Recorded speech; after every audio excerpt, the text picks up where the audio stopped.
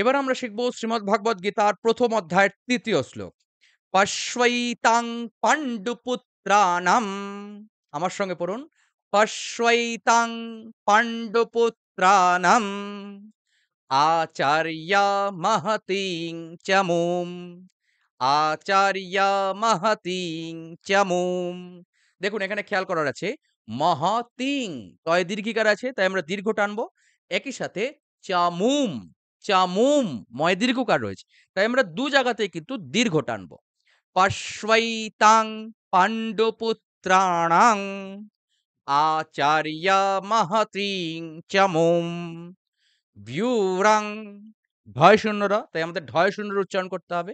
ভিউরাং দ্রুপদপুত্রেণ তব শিষ্যেণ ধীমতা তব শিষ্যেণ ধীমতা।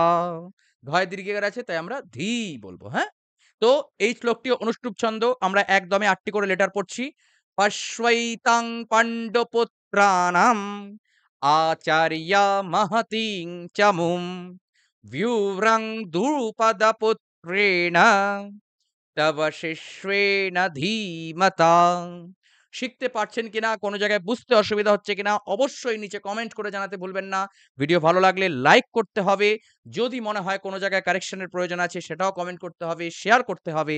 মিনিমাম জয় গীতা অবশ্যই নিচের কমেন্ট সেকশনে লিখতে ভুলবেন না।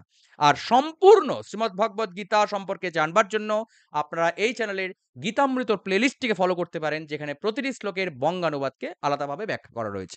এই সিরিজে আমরা শুধুমাত্র প্রত্যেকটি শ্লোকের উচ্চারণ বিধি সম্পর্কেই জানব। নমস্কার, জয় গীতা।